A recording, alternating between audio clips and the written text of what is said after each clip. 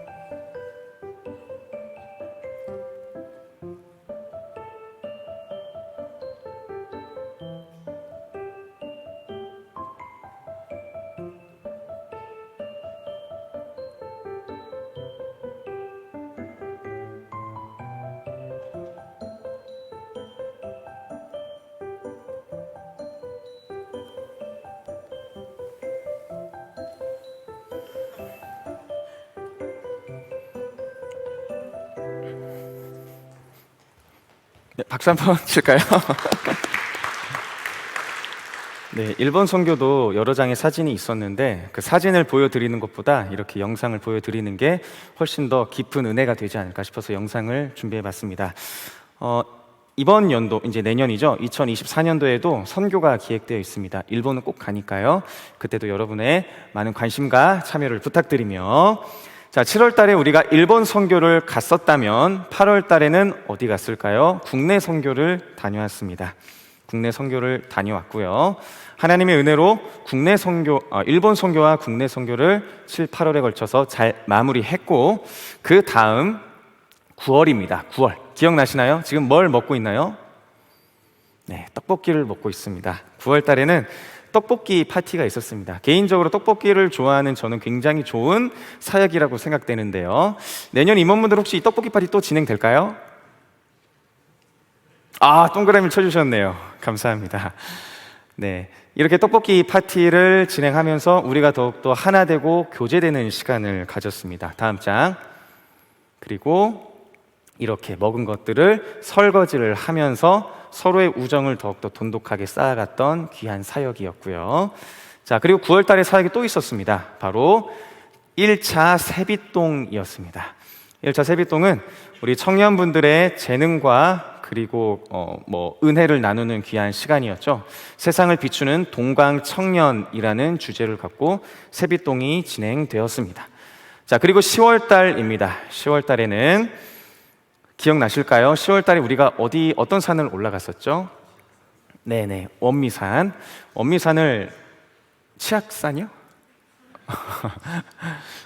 원미산을 올라가는데 올라가는 사역의 내용을 원미 산티아고 둘레길이라고 해서 저희가 세론들과 함께 원미산을 다녀왔던 사역을 진행했고요. 그리고 10월 달에 또 하나의 사역이 있었습니다. 네, 윷을 던지고 있죠. 윷놀이 사역도 함께 진행했습니다. 그리고 10월 달에 또 다른 사역이 하나 더 있었는데요. 바로 총회가 있었습니다. 총회가 진행돼서 총 하나, 둘, 셋, 넷, 다섯, 여섯, 7분의 후보가 올라오셨고, 그 후보 중에서 뽑힌 분이 바로 다음 장, 우리 내년의 회장님이신 주예찬 청년께서 이제 회장이 되셨습니다. 그리고 10월 총회가 이렇게 끝나게 됐고요. 근데 하나의 더 사역이 있었죠. 바로 축구 관람이 있었어요. 그런데 이 축구 관람이 우리 청년들한테 엄청나게 큰 기쁨이 되었었나 봐요. 너무나도 즐거웠었나 봐요. 그 즐거움과 기쁨을 어떻게 표현할까 고민하다가 이 사진 하나로 이야기해 드리겠습니다. 네. 즐겁죠? 한 골 넣었었나요? 2골 넣었었나요? 한 골 넣었는데 이렇게 좋아하셨어요. 네, 아주 기쁘게 축구 관람을 했었던 기억이 있습니다. 그리고 11월 달은 건너뛰고 12월 달 사역은 바로 새가족 홈커밍 데이입니다. 새가족 홈커밍 데이 2탄이고요. 그때 이제 이전에 있었던 새가족 홈커밍 데이에 참여하지 못했던 새가족분들이 이때 참여하셔서 귀한 시간을 보냈었는데, 이 사진에도 보이시겠지만 여기에 참여하신 모든 새가족분들의 대부분이 지금 이 자리에서 예배를 드리고 계시고요. 잘 정착하셔서 하나님께 나아가고 있습니다. 얼마나 큰 은혜인지 모르겠습니다. 자, 그리고 12월 달에 행사가 하나 더 있었죠. 1차 세빛동이 있었다면 2차 세빛동이 진행됐었습니다. 세빛동도 일본 선교와 같이 내년에도 분기별로 진행될 예정입니다. 혹시나 나 세빛동에 참여하고 싶다, 이야기를 하고 싶다 하시는 분들은 세빛동은 제가 담당하고 있으니까요, 저한테 와서 말씀해 주시면 감사하겠습니다. 자, 그리고 하나의 더 사역이 있었죠. 바로 우리가 역곡역에 가서 버스킹을 했던 사역입니다. 이때 정말 많은 청년들이 와서 예수님의 이 땅에 오심을 기뻐했고요. 그리고 역곡역을 지나다니시는 분들에게 핫팩을 전달해주는 귀한 사역을 진행했었습니다. 네, 여기까지. 그래서 우리가 2023년도 2월 달부터 12월 달까지 사역을 한번 쭉 되돌아봤는데, 여러분은 이 사역을 기억하시면서 어떠한 생각이 드셨나요? 어떠한 마음이 다시금 올라오셨나요? 또는 어떠한 감정이 올라오셨는지 궁금하네요. 저는 설교 말씀을 준비하면서 그리고 우리 승리 공동체의 사역을 한번 되돌아보면서 참으로 감사한 것이 많이 떠오르더라고요. 내가 이 사역을 통해서 하나님께 정말로 감사함을 주체할 수가 없을 정도로 기억나고 하나님께 감사함을 올려드렸었는데, 그렇다면 나는 왜 이 감사함이 기억났을까? 왜 이 사역을 통해서 하나님께 감사함을 올려드렸을까? 이것에 대해서 고민하고 묵상하기 시작했고요. 그러한 묵상의 답이, 그리고 그 고민에 대한 답이 오늘 우리가 읽었던 신명기 말씀을 통해서 얻을 수 있게 되었습니다. 신명기를 여러분들에게 잠깐 설명해 드리면요, 신명기는 모세가 이스라엘 백성들에게 죽기 전에 마지막으로 설교한 고별 설교입니다.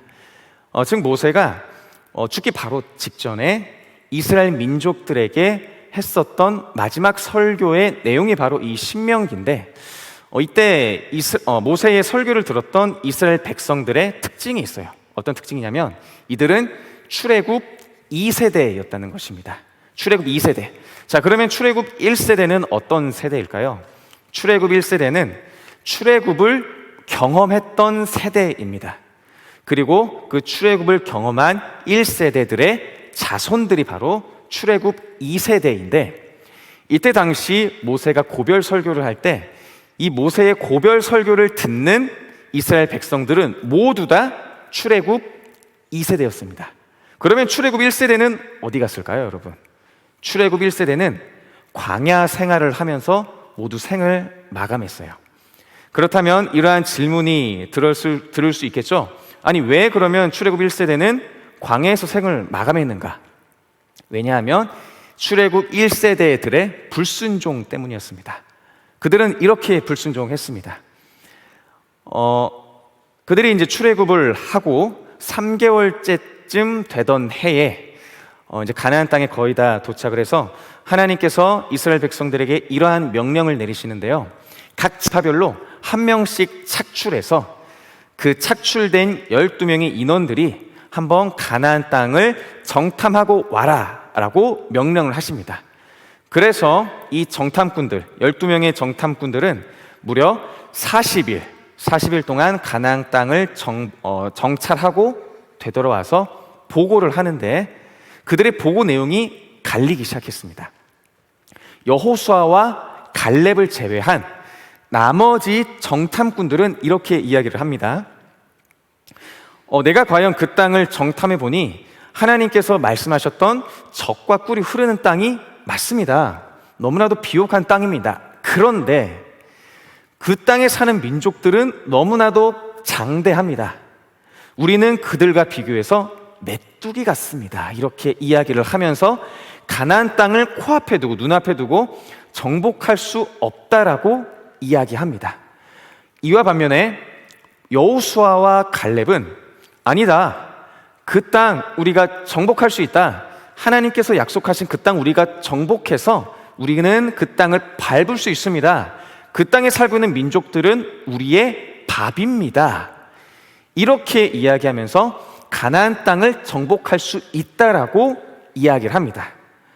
이 정탐꾼들의 이야기를 들은 이스라엘 민족들은 누구의 편에 섰을까요, 여러분? 누구의 편에 섰냐면 바로 그 땅을 정복할 수 없다는 정탐꾼들에게 의견이 쏠리기 시작해요. 그래서 이스라엘 백성들은 어떻게 행동했냐면 이렇게 행동합니다. 우리가 다시 애굽으로 돌아갈 거고 애굽으로 돌아갈 지도자를 우리 중에 한 명 선출하자, 이렇게 이야기를 하고요. 많은 사람들이 모세와 아론과 여호수아와 갈렙에게 다가가면서 돌로 쳐서 그들을 죽이려고 합니다. 이때에 성경에서는 하나님의 영광이 그들 앞에 드러났다고 말씀을 하시면서, 감사하게도 모세와 여호수아와 갈렙과 아론은 하나님의 은혜로 목숨을 부지할 수 있게 되었습니다. 그렇게 목숨을 건지게 된 후에 하나님께서는 하나님의 말씀에 불순종했던 이스라엘 백성들에게 이런 벌을 내리시는데요. 먼저 출애굽 1세대 너희들은 광야에서 색을 마감할 거야. 가나안 땅에 들어가지 못할 거야. 이렇게 이야기하시고, 그리고 너네가 40일 동안 가나안 땅을 정복했잖아. 그 40일에 하루를 1년으로 쳐서 너네가 총 40년 동안 광야에서 생활을 하게 될 것이다. 이러한 벌을 내리십니다. 그리고 이러한 벌로 인해서 출애굽 1세대는 광야에서 모두 다 생을 마감하게 되고요. 이제 출애굽 2세대가 남게 되었던 겁니다. 그런데 여러분, 한 가지 질문을 하고 싶은 게 있어요. 뭐냐면, 이 출애굽 1세대는 어떤 세대입니까, 여러분? 이 출애굽 1세대. 이 출애굽 1세대는 하나님께서 보여주신 기적과 이사를 그들의 눈으로 직접 보고 그들이 직접 경험한 세대예요. 직접 하나님께서 큰 기적과 이사를 보여주신 것을 직접 눈으로 보고 경험하고 체험한 세대였습니다. 먼저 10가지 재앙 있었죠. 그리고 출애굽해서 홍해가 갈라지는 사건, 그리고 낮에는 구름 기둥과 밤에는 불 기둥으로 그들을 지켜주셨고, 그리고 이스라엘 백성들이 배고프다고 하니까 만나와 메추라기를 또 주셨고, 그들이 목마르다고 하니까 마실 식수도 허락해 주셨고, 그 어떤 민족들도 겪을 수 없었던 놀라운 기적과 은혜를 경험했던 출애굽 1세대였어요. 그런데 이 출애굽 1세대가 가나안 땅을 바로 눈앞에 두고, 그리고 그 가나안 땅을 정탐하고 난 이후에 그 땅을 정복할 수 없다라며 하나님의 말씀에 불순종해버립니다. 하물며 출애굽 2세대는 오죽했을까요? 출애굽 2세대는 이러한 하나님의 은혜와 역사하심을 귀로만 들었겠죠. 그리고 전해 들었겠죠. 모세의 심정은 어땠을까요? 출애굽 2세대들을 앞에 두고 그 민족들을 향해서 너네가 제발 하나님을 잘 믿었으면 좋겠는데, 하나님을 잘 기억했으면 좋겠는데, 또다시 출애굽 1세대의 잘못된 점을 닮아갈까 봐 모세는 엄청나게 간절했을 것입니다. 그래서 그 간절한 마음을 담아서 설교한 것이 바로 오늘의 신명기 말씀입니다. 여러분, 혹시 여러분들은 상대방을 너무나도 아끼고 사랑한 나머지 그 상대방을 향해서 권면했던, 그리고 간절한 마음을 담아 충고를 했었던 경험이 있으신가요? 저 같은 경우에는 제가 신대원을 다닐 때, 신학대학원 다닐 때에 총 2군데의 교회에서 사역을 했었는데요.